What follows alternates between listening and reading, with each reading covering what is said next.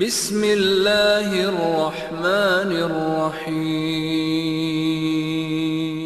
الحمد للہ نحمده ونستعینه ونستغفره ونعوذ باللہ من شرور انفسنا وسیئات اعمالنا من يهده الله فلا مضل له ومن يضلل فلا هادي له واشهد ان لا اله الا الله وحده لا شريك له واشهد ان محمدا عبده ورسوله اما بعد فان خير الحديث كتاب الله وخير الهدي هدي محمد صلى الله عليه وسلم وشر الامور محدثاتها وكل محدثات بدعه وكل بدعة ضلالة وكل ضلالة في النار. أعوذ بالله من الشيطان الرجيم. بسم الله الرحمن الرحيم. لقد من الله على المؤمنين إذ بعث فيهم رسولا من أنفسهم يتلو عليهم آياته ويزكيهم ويعلمهم الكتاب والحكمة وإن كانوا من قبل لفي ضلال مبين. وقال النبي صلى الله عليه وسلم: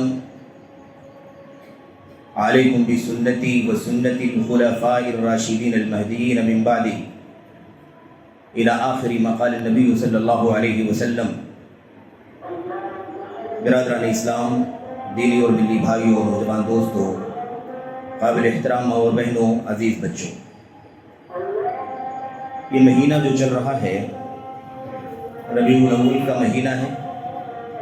آج جو اس کی تاریخ ہے وہ 12 تاریخ ہے یا 13 تاریخ.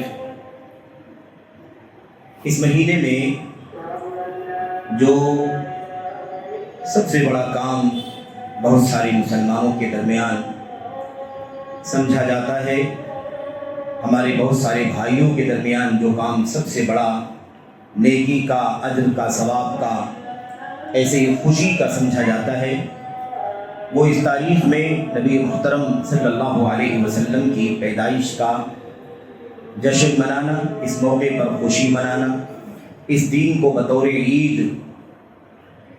خوشی کے ساتھ اور بہت ساری سرگرمیوں کے ساتھ گزارنا ہوتا ہے.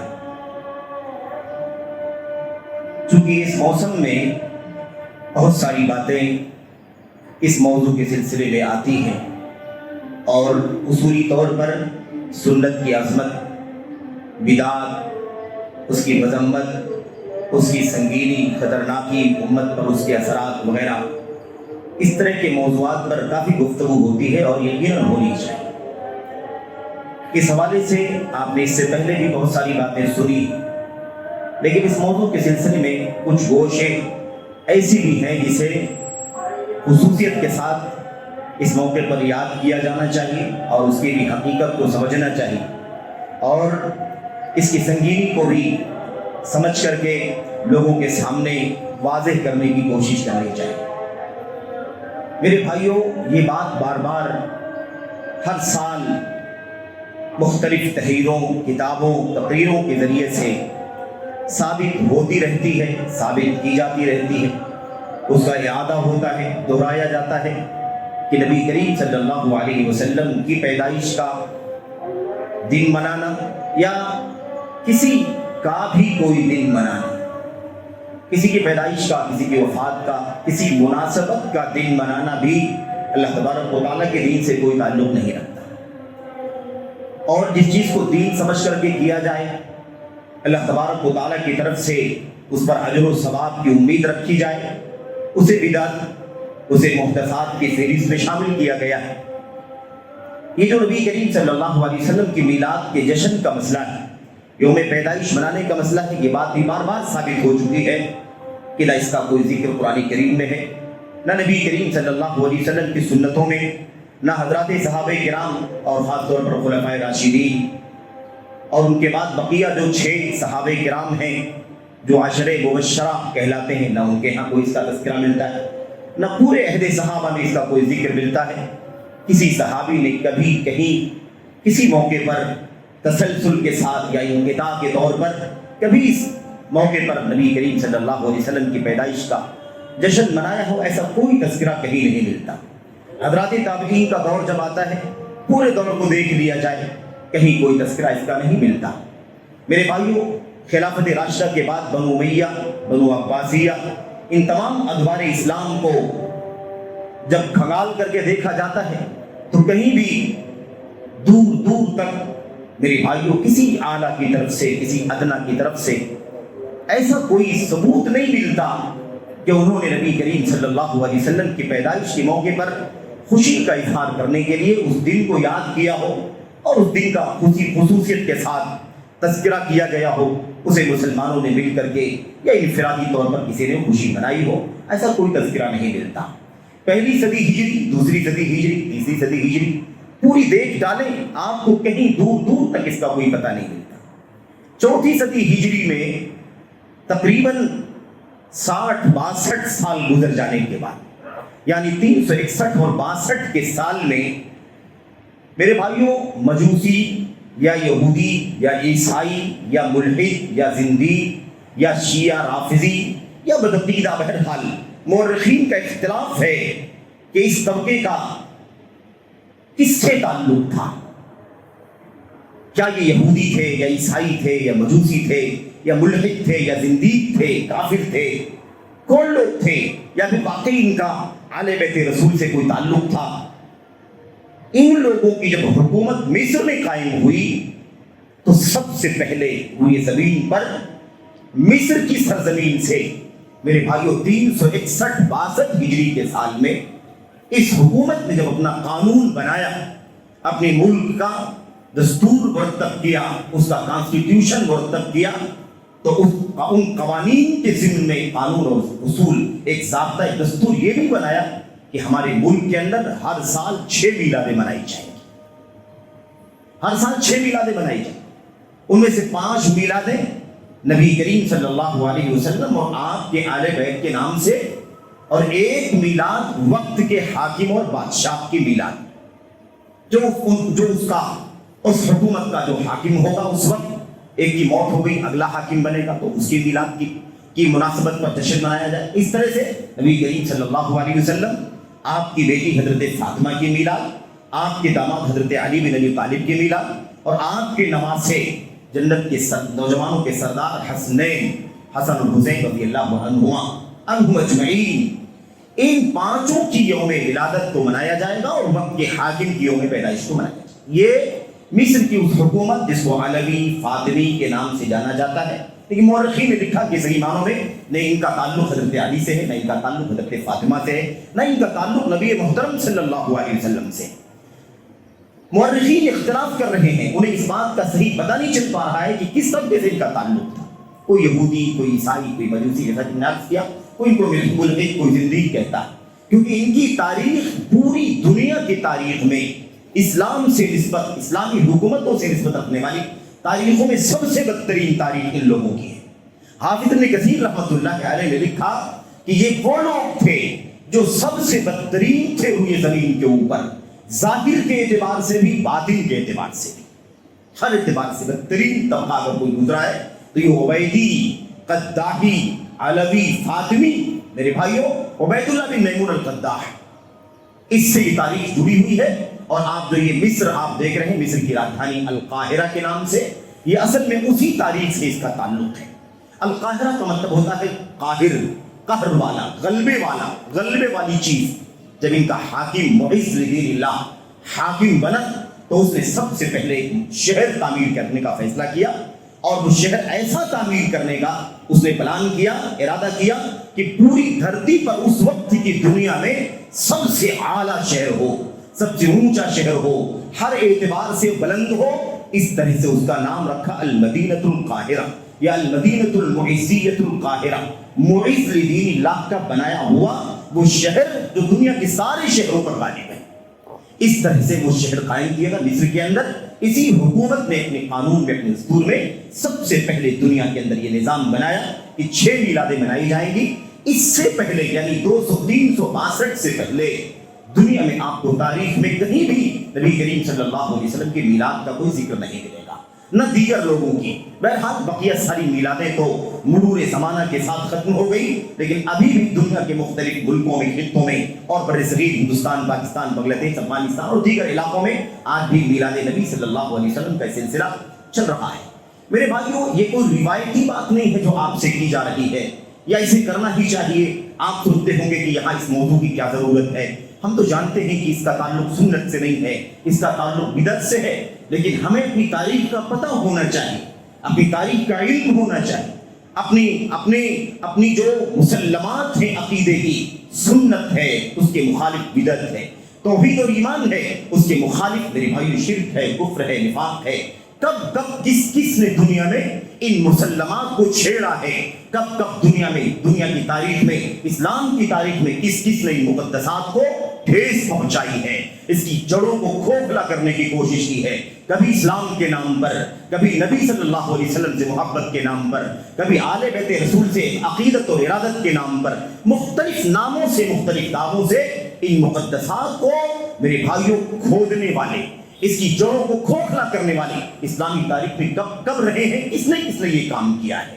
آج دنیا کے اندر جو بدعتیں پائی جا رہی ہیں میلاد رسول صلی اللہ علیہ وسلم کے حوالے سے، اس سلسلے میں یہ بات آخری بات ہے میرے بھائیوں کہ اس کا کوئی لینا دینا نہیں ہے عہد رسالت سے، عہد صحابہ سے، عہد تابعین سے، تبع تابعین سے، امیہ سے، عباسیہ سے۔ 362 چوتھی صدی ہجری کے اندر 362 سال نبی کریم صلی اللہ علیہ وسلم کی وفات کے 350 سال کے بعد، 351 سال کے بعد سب سے پہلے دنیا میں اس میلاد کا میرے بھائیوں جس نے اس بدعت کی شروعات کی، جس نے اس بدعت کا آغاز کیا، وہ یہی عبیدی، فاطمی، علوی اپنے آپ کو کہلانے والے لوگ ہیں، جن کی حقیقت ہم نے آپ کے سامنے پیش کی۔ ان کی حکومت قائم ہوئی اور اس کے بعد ایک یہ بات دیگر یہ 14 خلیفہ بنے۔ حافظ ذہبی رحمۃ اللہ علیہ نے اپنی کتاب سیر کے اندر لکھا ہے کہ یہ 14 خلیفہ تھے، حقیقت میں یہ خلیفہ نہیں تھے بلکہ یہ خلیفہ بن بیٹھے تھے۔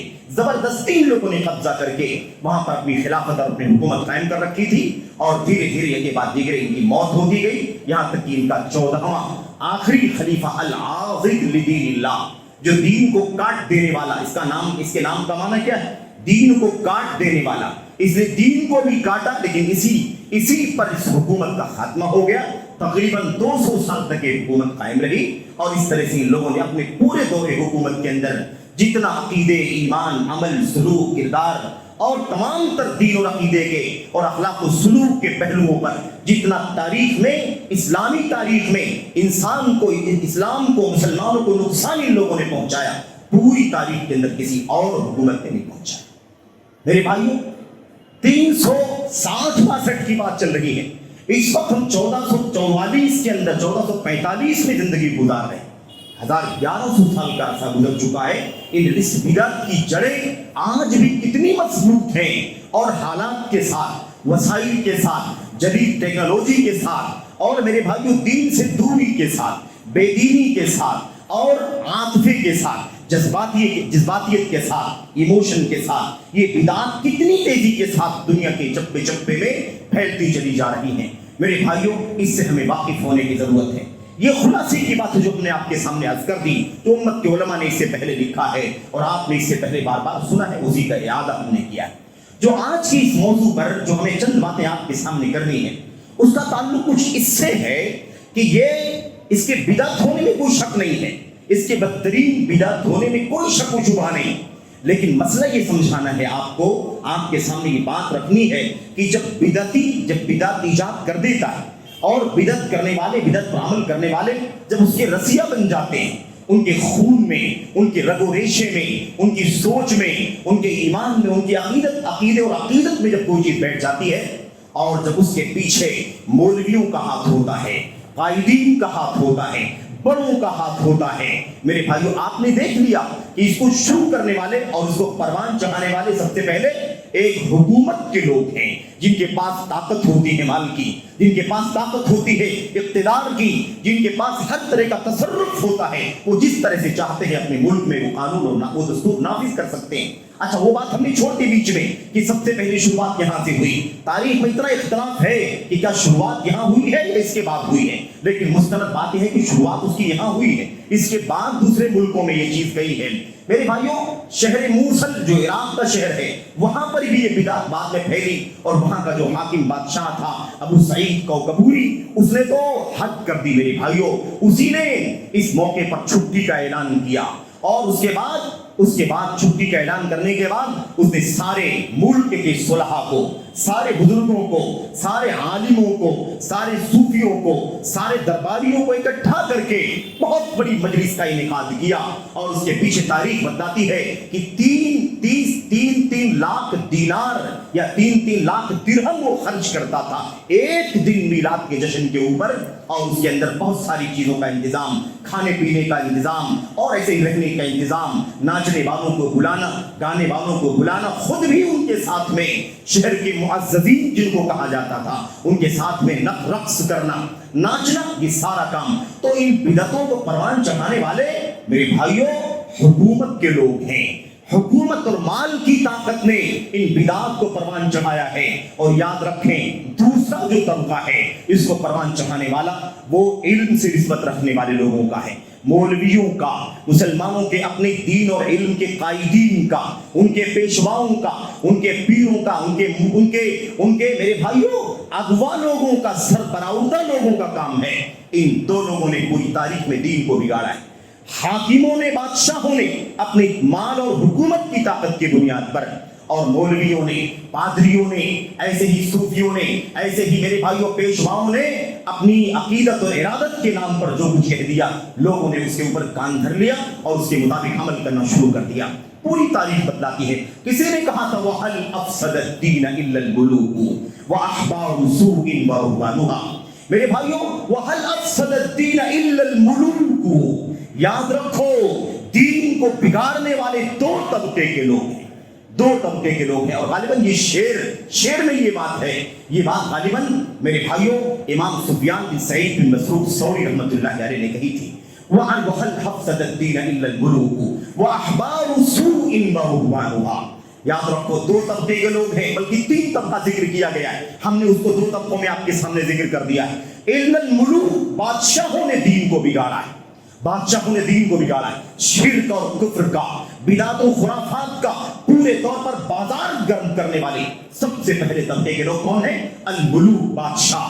الناس علی دین ملوکہم، لوگ اپنے بادشاہوں کے دین پر ہوتے ہیں، اس کے پیچھے چلتے ہیں، اس کے اشاروں پر چلتے ہیں، چاہتے ہوئے نہ چاہتے ہوئے، خواہی نہ خواہی، ارادی غیر ارادی، میرے بھائیوں لیکن لوگ اپنے بادشاہوں کے پیچھے چلتے ہیں، اور جب اس کے ساتھ جہالت کا ساتھ مل جائے، اس کے ساتھ جذباتیت آ جائے، اس کے بعد میرے بھائیوں جھوٹی محبت محمد رسول اللہ صلی اللہ علیہ وسلم کی شامل ہو جائے تو پھر اسے کوئی روک نہیں سکتا۔ یہ صورتحال ہے۔ آگے کہتے ہیں وَأَحْبَارُ سُوءٍ وَرُهْبَانُهَا، اور برے علماء نے دین کو بگاڑا ہے، اور عبادت گزاروں نے جو علم سے کورے ہوا کرتے ہیں ان لوگوں نے دین کو بگاڑا ہے۔ دین کو بگاڑنے والے 3 طبقے، بادشاہوں نے دین کو بگاڑا، اور میرے بھائیوں علماء نے، احبار نے، برے علماء نے، علماء سو نے دین کو بگاڑا۔ نمبر 3 رہبان، راہبوں نے، عبادت گزاروں نے، کھٹیوں میں جھگیوں میں عبادت کرنے والے، صرف اور صرف تسبیحات اور اذکار اور سجدے میں سر کو ٹیکنے والے، جو علم سے ناآشنا، علم سے کورے اور علم سے یتیم تھے، لیکن صرف اور صرف اپنی عبادت اور پیری مریدی کے نام پر لوگوں نے دین کو بگاڑ دیا۔ یہ 3 طبقے کے لوگ ہیں۔ میں ذرا سے اس کو باور کرانا چاہتا ہوں آپ کے سامنے، اس کو میں آپ کے سامنے ذرا سا کھولنا چاہتا ہوں میرے بھائیوں۔ بادشاہوں کا ذکر تو آ گیا، اس کی شروعات کرنے والے یہ مصر کے بادشاہ جو اپنے آپ کو میرے بھائیوں عالمی فاطمی کہا کرتے تھے۔ اس کے بعد موصل اور عراق کے علاقے میں ابو سعید کوکبری، اس شخص نے اس چیز کو بہت زیادہ بڑھاوا دیا، اور میرے بھائیوں اس کے بعد میں آپ سے کرنا چاہتا ہوں اس بدعت کو پروان چڑھانے کے لیے، اس کو مضبوط کرنے کے لیے، اس کو عوام میں بہت زیادہ رواج دینے کے لیے جن لوگوں نے بڑھ چڑھ کر کے حصہ لیا اور اس میں کام کیا، ان لوگوں نے 2 راستے اختیار کیے، 2 راستے۔ اس کے بعد حکومت کی طاقت کے بعد 2 راستے اختیار کیے۔ ان علماء نے، علماء سو نے، میرے بھائیو علماء حق ہوتے تو یہ کام نہ کرتے۔ علماء حق کا کام یہ ہے کہ وہ روئے زمین سے شرک و بدعت کا خاتمہ کرتے ہیں، لوگوں کو توحید و سنت کی راہ دکھاتے ہیں، لوگوں کو جنت کے راستے پر لانے کی کوشش کرتے ہیں، لوگوں کو جہنم سے آزاد کرنے کے لیے ہر طرح کے خون پسینے خرچ کرتے ہیں میرے بھائیوں۔ لیکن علماء سو کا، جن کے بارے میں محمد رسول اللہ صلی اللہ علیہ وسلم نے فرمایا تھا اخوف ما اخاف علیکم الائمۃ المضلین، مجھے تمہارے بارے میں سب سے زیادہ اگر کسی بات کا ڈر، بعض روایتوں سے پتہ چلتا ہے کہ نبی نے فرمایا کہ مجھے دجال کا سب سے زیادہ ڈر ہے میری امت کے سلسلے میں، کیونکہ پوری دنیا زمین پر آدم سے لے کر کے قیامت سے پہلے تک اگر کوئی سب سے بڑا فتنہ ہے تو دجال کا فتنہ ہے۔ سارے نبیوں نے ڈرایا ہے، میں نے بھی ڈرایا ہے، لیکن جتنا میں نے ڈرایا ہے اپنی امت کو دجال کے فتنے سے اتنا کسی نے نہیں ڈرایا۔ اس کی وجہ یہ ہے کہ دجال اب تک نہیں آیا کسی امت کے اندر، تو یہ آخری امت ہے، یہ طے ہے کہ دجال کو اس امت کے اندر آنا ہے، کیونکہ قیامت سے قبل یہ نبی آخری نبی ہے اور یہ امت آخری امت ہے، اس لیے حتمی بات، اس لیے جتنا میں نے ڈرایا۔ لیکن آپ فرماتے ہیں مجھے دجال سے بھی زیادہ اپنی امت کے بارے میں ایک چیز کا خوف ہے۔ ساتھیوں نے کہا اللہ کے نبی دجال سے بھی زیادہ کس چیز کا خوف آپ کو ہے؟ یاد رکھیں دجال کا خوف تو سب سے زیادہ ہے، لیکن وہ فتنہ ایک بار آئے گا، لاسٹ میں آئے گا، لیکن یہ فتنہ جس کا خوف اللہ کے نبی نے دجال سے زیادہ بتلا دیا خطرناک، اس کا مسئلہ یہ ہے کہ صبح و شام وہ فتنہ ہے۔ میرے بھائیوں آج کل فتنہ ہے، ہر سال فتنہ ہے، ہر جگہ فتنہ ہے، مشرق سے مغرب تک، شمال سے جنوب تک، کیا ایشیا ہے، کیا افریقہ ہے، کیا عرب ہے، کیا عجم ہے، دنیا کے چپے چپے میں یہ فتنہ عام ہے۔ میرے بھائیو یہ فتنہ کون سا ہے؟ یہ فتنہ ہے اخوف ما اخاف علیکم الائمۃ المضلین، میرے بھائیو گمراہ کرنے والے پیشواؤں کا فتنہ، گمراہ کرنے والے قائدین کا فتنہ، جو پیشوا ہیں، اگوا ہیں، بڑے ہیں، لوگ ان کے پیچھے چلتے ہیں، لوگ ان کے اشاروں پر میرے بھائیو جان دینے کے لیے تیار رہتے ہیں، ان لوگوں کے فتنے کا مجھے سب سے زیادہ ڈر ہے۔ میرے بھائیو میں آپ سے عرض کرنا چاہتا ہوں، اب اس بدعت کو، یہ تو ثابت ہے کہ کہیں اس کا اتا پتہ نہیں ہے، تو اب اس کو ثابت کرنے کے لیے دو بڑے بڑے کام کیے گئے۔ ثابت کرنے کے لیے کیا کیا گیا؟ دو بڑے بڑے کام کیے گئے۔ ایک بڑا کام تو یہ کیا گیا کہ جھوٹی باتیں، جھوٹی حدیثیں، جھوٹی باتیں، جھوٹی حدیثیں، بے سر پیر کی روایتیں، خواہ وہ مرفوع سے تعلق رکھتی ہو یا اس کا تعلق موقوفات سے ہو یا اس کا تعلق مقطوعات سے ہو، یعنی وہ صحابہ کے حوالے سے بیان کی جا رہی ہوں یا حضرات تابعین کے حوالے سے بیان کی جا رہی ہوں یا امت کے ائمہ کے حوالے سے بیان کی جا رہی ہوں، لیکن وہ باتیں بے سر پیر کی ہیں، بے اصل ہیں، کوئی دلیل نہیں، کوئی سند نہیں، اس کی بنیاد، جس کی بنیاد پر اس پر اعتماد کیا جائے اور اس کی بنیاد پر کوئی بات کہی جائے۔ میرے بھائی ایک کام تو یہ کیا گیا۔ دوسرا کام یہ کیا گیا کہ صحیح قرآن کریم کی آیتوں کو لیا گیا، اللہ کے نبی علیہ السلام کی سچی حدیثوں کو لیا گیا، سمجھ رہے ہیں، اور اس کا توڑ مروڑ کر کے، اس کا غلط معنی نکال کر کے اپنی بدعت کو ثابت کرنے کی ناپاک کوششیں کی گئی۔ میں ایک دو نمونے بھی آپ کے سامنے پیش کروں گا۔ اچھا ایک بات میں اور آپ کو بتانا چاہتا ہوں، ایک کام اور کیا گیا، وہ کام یہ کیا گیا جاہل عوام کے جذبات سے کھیلا گیا۔ معاف کیجیے گا مجھے، معاف کرنا میرے بھائیو، یہ ضرورت ہے امت کی، یہ وہ دکھتی ہوئی رگ ہے جس پر برہم رکھنے کی ضرورت ہے۔ اس پر بات نہ کریں تو کیا فضائل کی بات کریں، اس پر بات نہ کریں تو کیا دنیا کے اندر میرے بھائیو اوپر کے مسائل کی بات کریں، کیا یہ عقیدے کی بات نہ کریں یا اصولوں کی بات نہ کریں، ایمان اور عقیدے کی وہ باتیں، عقیدے اور منہج کی وہ باتیں جس کی بنیاد پر جنت اور جہنم کے فیصلے ہوتے ہیں۔ اس سے زیادہ خیر خواہی کا کام کیا کوئی کچھ ہو سکتا ہے؟ میرے بھائیو لوگ کہتے ہیں تشدد کی بات کرتے ہیں، امت کو جوڑنے کا ٹائم ہے، امت کو توڑنے کی بات کہی جا رہی ہے۔ ان موضوعات کو بولنے کی کیا ضرورت ہے؟ ان موضوعات پر بات کرنے کی کیا ضرورت ہے؟ امت دوسروں کے اسلام مخالف کے نرغے میں ہے، غیروں کے مقابلے میں ہے، ہمیں ان سے مقابلے میں آنے کی ضرورت ہے، تو ہم ان سے مقابلہ نہیں کرتے، آپس میں لڑتے ہیں۔ یاد رکھو تمہارا مقابلہ آج ہو جائے غیروں سے، پچھلی صدی میں رہا ہو، پچھلے ہزاروں سال کے بیچ میں رہا ہو، نبی علیہ السلام کا دین، آج کا لایا ہوا دین ہمیں اس بات کا سبق دیتا ہے کہ دنیا میں کسی بھی دور میں اگر بدر و حنین کی تاریخ جانتے ہو، احد اور احزاب کی تاریخ جانتے ہو، موت اور تبوک کی تاریخ جانتے ہو، تو یاد کرو میرے بھائیوں، فتح اگر مل سکتی ہے، کامیابی مل سکتی ہے تو سچے ایمان و عقیدے کی بنیاد پر مل سکتی ہے۔ تمہاری بھیڑ بھاڑ سے، تمہاری دولت سے، تمہاری سیاسی طاقت سے، تمہارا عصری علوم میں اونچے اونچے مناصب پر فائز ہونے سے دنیا کی کوئی طاقت تمہیں غیروں کے مقابلے میں فتح نہیں دلا سکتی۔ یہ جھوٹی تمنائیں چھوڑ دو، یہ دھوکے کی باتیں ہیں، اس دھوکے میں نہ آؤ۔ یاد رکھو ہمارے سامنے وہ تاریخ ہے حضرت رسول کریم صلی اللہ علیہ وسلم کے تربیت میں رہنے والے وہ صحابہ کرام، میرے بھائیوں میرے بزرگوں، وہ صحابہ کرام جنہوں نے بدر کی جنگ لڑی تھی، وہ 313 14 15 تھے، मुकाबले में 1000 थे। सिर्फ मिसाल के तौर पर ये बात आपके सामने करना चाहता हूं। वो 313 थे, लरजता था जमाना। 313 थे तो हालत ये थी, 1000 के मुकाबले में खड़े हो गए। ना हथियार, ना ताकत वक्त, ना मेरे भाइयों कोई जाहिरी ताकत, ना अफरादी ताकत, ईमान की कुव्वत ने उन्हें फतह का सेहरा दे दिया। इसलिए धोखे की बातें कब तक करोगे? और बहुत सारे हमारे भाई बहक जाते हैं, ये किताब सुन्नत और अहलुल हदीस के मनहज पर चलने वाले भी इसकी उसकी सुनकर बहक जाते हैं। ये बहकी बहकी बातें करना भी शुरू कर देते हैं। सही बात है, हमें इस वक्त इख्तिलाफ की बात नहीं करनी चाहिए, हमें इस वक्त शिर्क व बिदअत पर रद्द नहीं करना चाहिए, हमें इस वक्त तौहीद का नाम, सुन्नत का नाम लेकर के आपस में इंतिशार और नफरत का माहौल नहीं पैदा करना चाहिए। जाओ अपनी अहले हदीसियत की तजदीद करो। तुम्हारा नजरिया बिगड़ गया, तुम्हारा उसूल बिगड़ गया। इस तरह की दावेदारी वाली अहले हदीसियत से हमारा न कभी कोई भला हुआ है और न कभी पूरी तारीख में रहती दुनिया तक हमारा भला हो सकता है। याद रखो, अगर हमें किसी मौके पर इस दुनिया में फतह मिली है और हम इज्जत और शान और शौकत की जिंदगी गुजार सके हैं तो सिर्फ इस दौलत की बुनियाद पर कि आपके पास खाली तौहीद का सरमाया है, आपके पास खाली सुन्नत का सरमाया है, आपने शिर्क व बिदअत से तौबा किया है, उसका बाइकाट किया है, और मेरे भाइयों आपने हर तरह की खुराफात से अब किनारा कशी अख्तियार की है। इसी के नतीजे में अल्लाह तबारक व तआला ने आपको फतह व गलबा, नुसरत व ताकत, और आपको अल्लाह तबारक व तआला ने गलबा व सक़वत अता फरमाई है।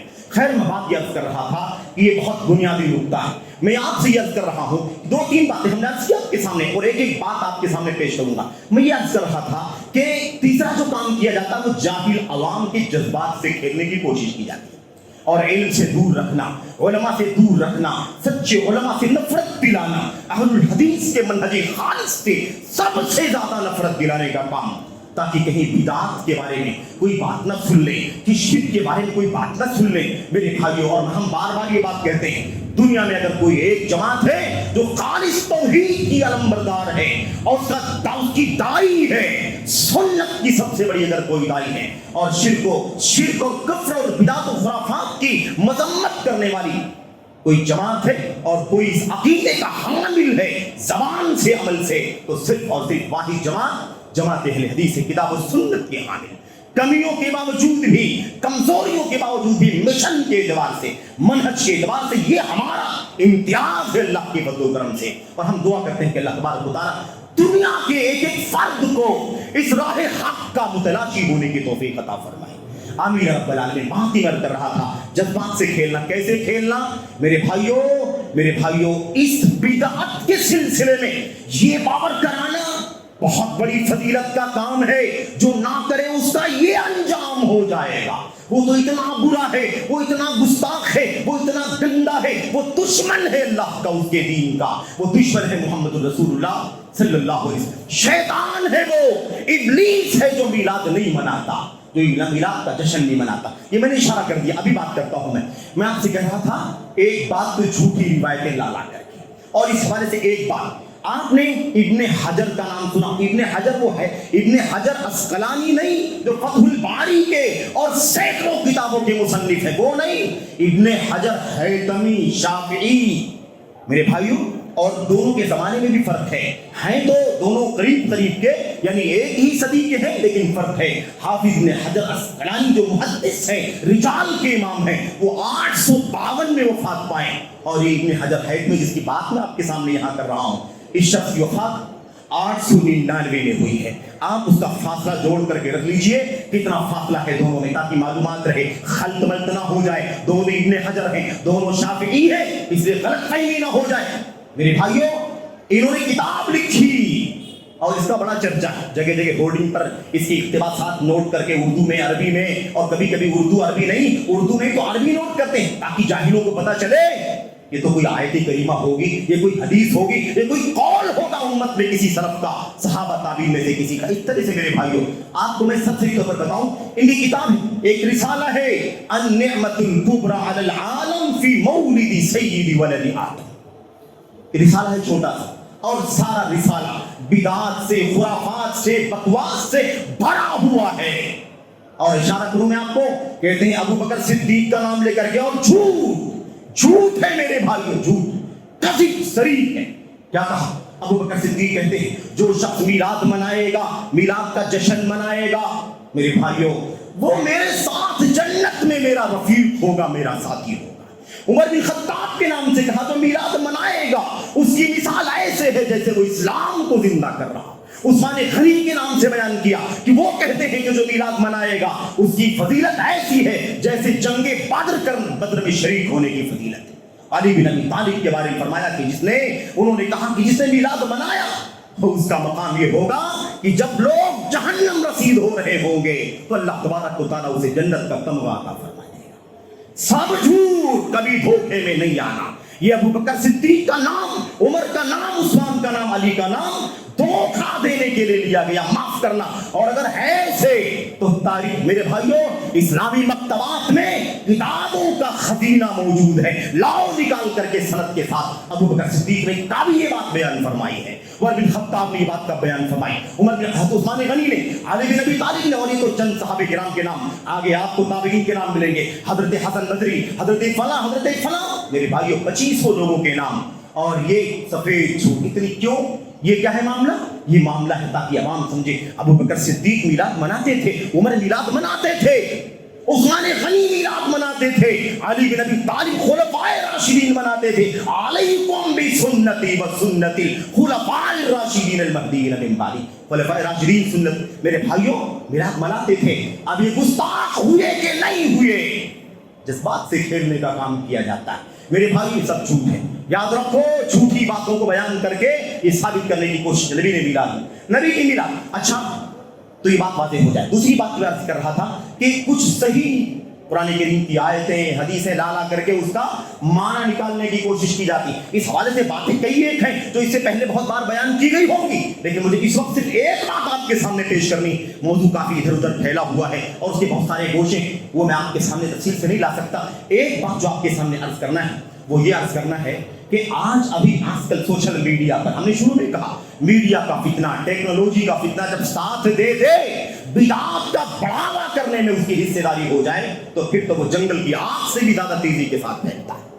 میرے بھائیوں ایک ویڈیو نشر کر رہی پڑوسی ملک کے کسی مولوی کی, اور وہ دھوکہ دے رہا ہے, ورغلا رہا ہے, صحیح مسلم کی حدیث کا حوالہ دے کر کے, نسائی کا اور مسند احمد بن حنبل کا حوالہ دے کر کے اسے ویڈیو کی شکل میں بھی عام کیا جا رہا ہے, اور اسے اشتہارات پوسٹر کی شکل میں بھی لکھ کر کے بھی عام کیا جا رہا ہے. اور بہت سارے ہمارے اہل حدیث احباب نے, ہمارے عزیزوں نے, ہمارے محترم دوستوں نے, نوجوانوں نے اسے بھیج کر کے تعقب کرنا چاہا ہے کہ کیا بیان کیا جا رہا ہے.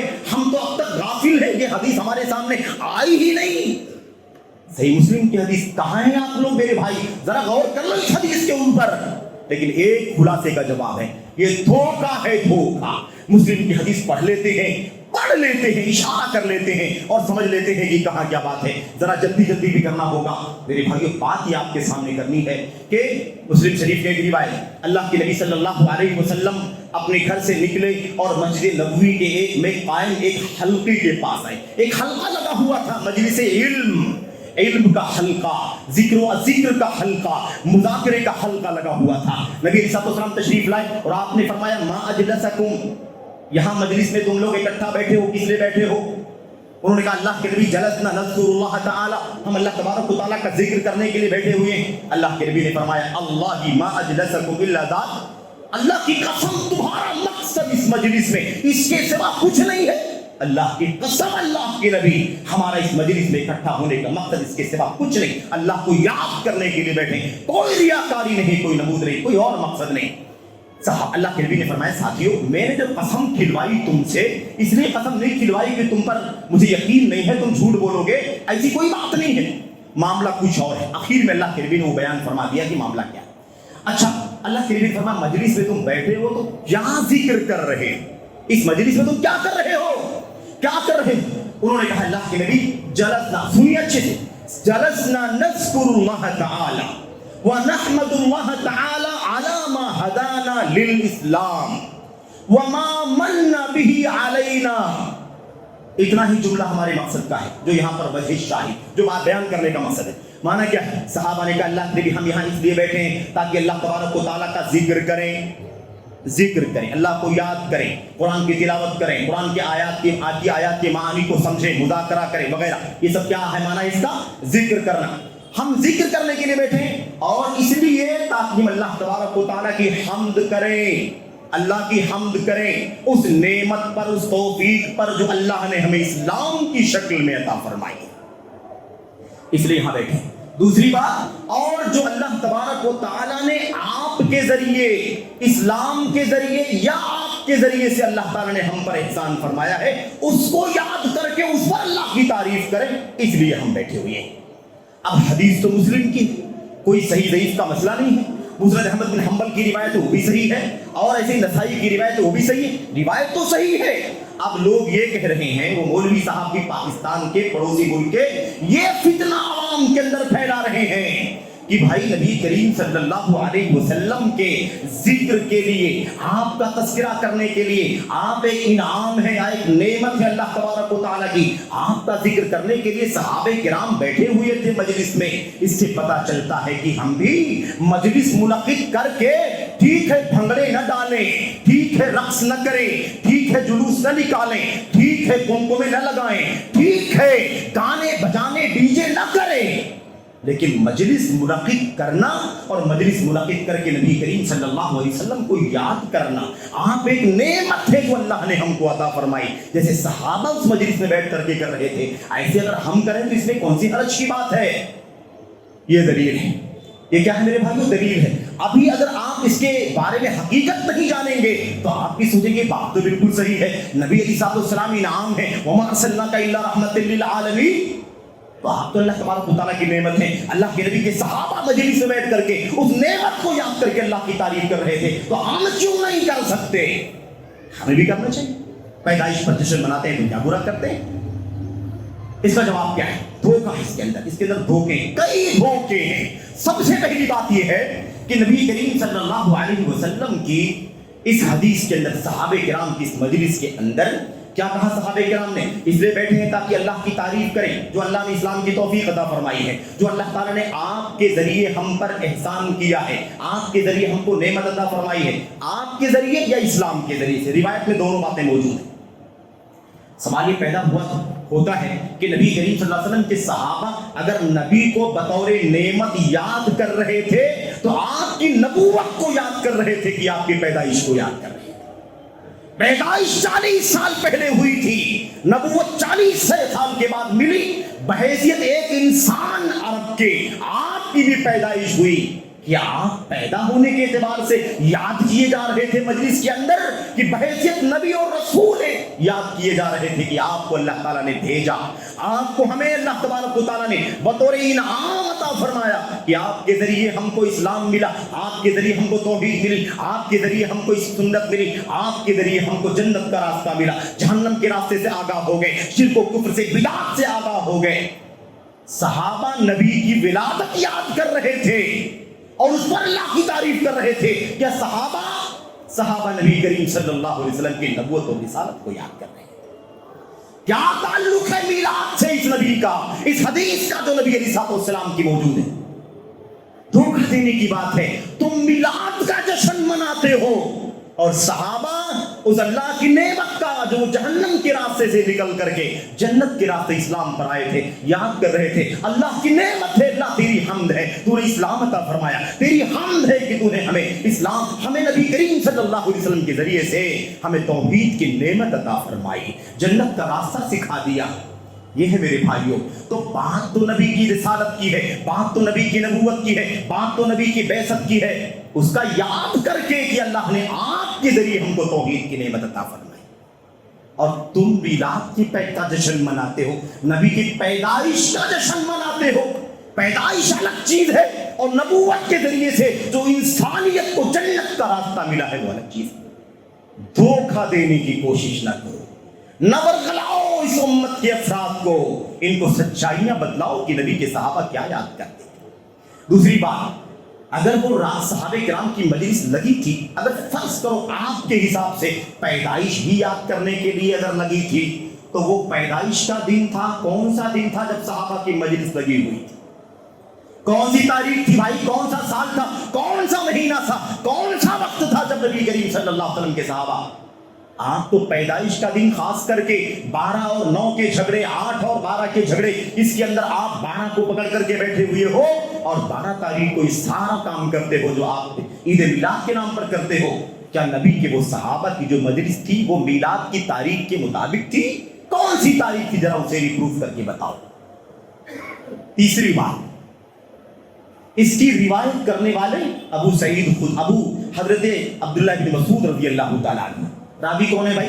रावी अब्दुल्लाह बिन मसूद रज़ी अल्लाह तआला अन्हु। और वो वाकया जब बयान करते हैं तो पहले कहते हैं हजरत मुआविया ने यही काम किया जो नबी करीम सल्लल्लाहु अलैहि वसल्लम ने किया था। सहाबा के पास आए, पूछा क्यों बैठे हो, किस लिए मजलिस लगी है? कहा अल्लाह तबारक व तआला के जिक्र के लिए। ऐसे ही हजरत मुआविया एक मजलिस में गए, सहाबा बैठे हुए थे, आपने उनसे पूछा क्यों बैठे हो? कहा अल्लाह ताला को याद करने के लिए, अल्लाह की हम्द व सना करने के लिए बैठे हैं। तो उन्होंने फरमाया कि मैंने ये बात इसलिए तुमसे पूछी कि अल्लाह के नबी ने अपने सहाबा की एक मजलिस में जाकर के ये बात पूछी थी। अब अब्दुल्लाह बिन मसूद रज़ी अल्लाह तआला अन्हु रावी हैं, हजरत मुआविया का अपना वाकया है। अगर ये मिलाद ही की मजलिस थी जो सहाबा ने बैठ करके मुनक्किद की थी जो तुम कहना चाहते हो, तो भला बताओ कि हजरत अब्दुल्लाह बिन मसूद रज़ी अल्लाह तआला अन्हु जो रावी हैं, उन्होंने कितने साल मिलाद मनाई है नबी करीम सल्लल्लाहु अलैहि वसल्लम? कितनी बार मिलाद मनाई? हजरत मुआविया ने जो 20 साल तक गवर्नर रहे और 20 साल तक मुसलमानों के बादशाह रहे, 40 साल का दौर इक़्तिदार, कभी 40 मरतबा रबीउल अव्वल की तारीख आई होगी।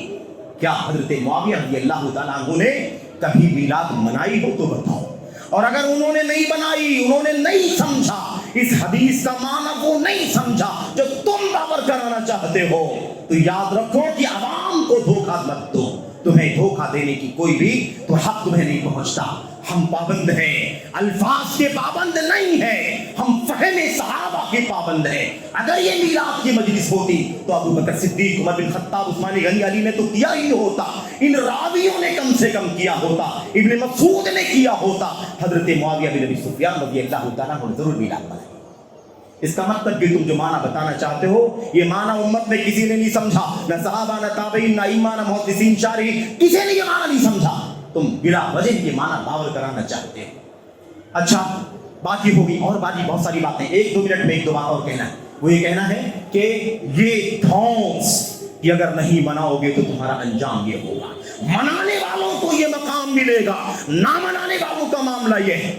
और नबी के मकाम को लेकर के झूठी सच्ची रिवायतों की बुनियाद पर लोगों को इमोशनल करना, आपने सुना होगा गलियों में, झंडियों में और आवाजों के साथ भी आपने सुना होगा। मेरे भाइयों, निसार तेरी चहल पहल पर हजारों ईदें रबीउल अव्वल, सिवाय इब्लीस के जहां में सभी तो खुशियां मना रहे। सुना है कि नहीं सुना आपने? ये इमोशनल जिसको ब्लैकमेल कहा जाता है, ये इस माने में है मेरे भाइयों। याद करना कितना बड़ा धोखा है और कितना बड़ा इल्जाम है।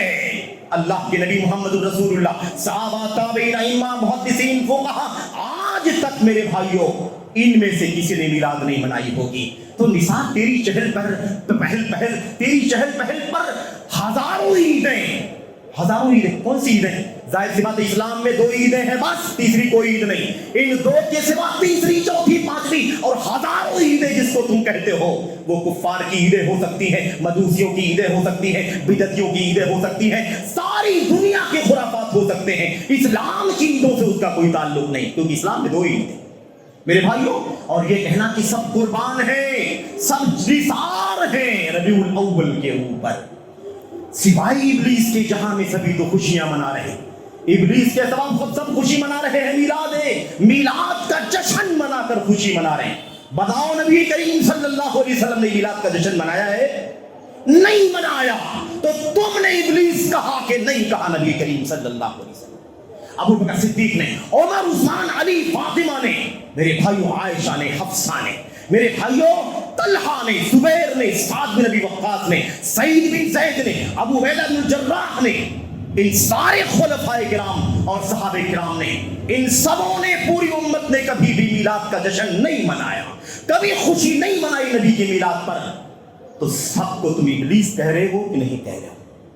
नऊज़ बिल्लाह, तुमने अबू बकर सिद्दीक को अब से इब्लीस कहा, तुमने उमर को इब्लीस कहा, क्योंकि जो जो नहीं मनाते हैं वो सब के सब इब्लीस, क्योंकि सिवाय इब्लीस के सभी खुशियां मना रहे हैं नबी की मीलाद पर। अस्तगफिरुल्लाह। मेरे भाइयों, क्या कहना चाहते हो? इन आवाम के जज्बात से खेलना चाहते हो? सुन लो, है आवाम उन्नास को झंडे लगा लगा करके, और मेरे भाइयों माफ करना, ये डीजे की आवाज में साउंड के जरिए से तेज आवाम सुनती है। हाँ, ऐसी बात है अगर कि इब्लीस के सिवा सब खुशी मना रहे हैं नबी के पैदाइश पर, तो फिर तो हमें मनाना ही चाहिए। अगर नहीं मनाया तो फिर याद रखो कि हमारा अंजाम क्या होगा, हम भी इब्लीस की फहरिस्त में शामिल हो जाएंगे।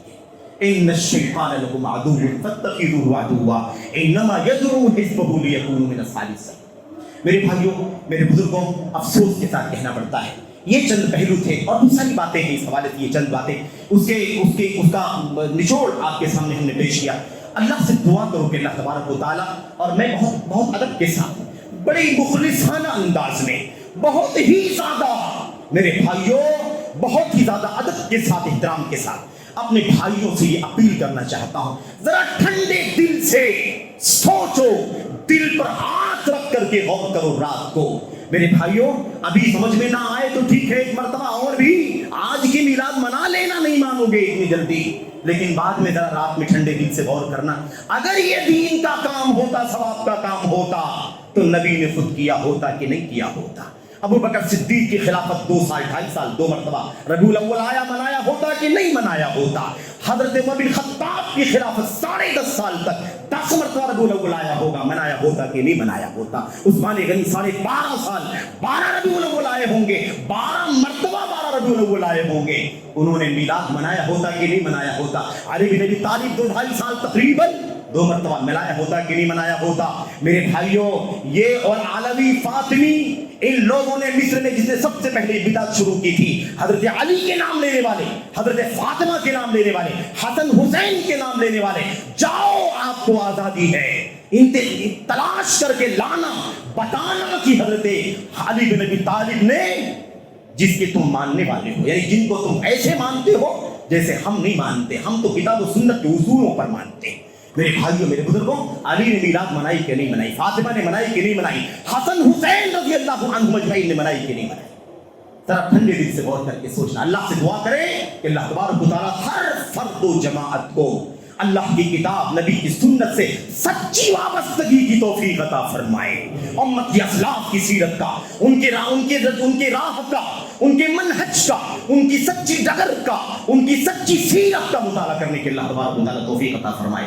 अल्लाह तबारक व तआला जिहालत से, लाइल्मी से, जज्बातियत से, आतिफा से, अंधी चाल से, अल्लाह तबारक व तआला देखी देखे से, भीड़ भाड़ से मुतासिर हो जाने से, रस्म व रिवाज से, रिवायात से, बाप-दादों के तौर तरीके से अल्लाह तबारक व तआला आजाद होकर के किताब और सुन्नत की रोशनी, सहाबे किराम की सीरत की रोशनी में जिंदगी गुजारने की तौफीक अता फरमाए। आमीन या रब्बल आलमीन। सल्लल्लाहु अलैहि वसल्लम व बारक अला नबीना मुहम्मद व अला आलिहि व सहबिहि अजमईन। अस्सलामु अलैकुम।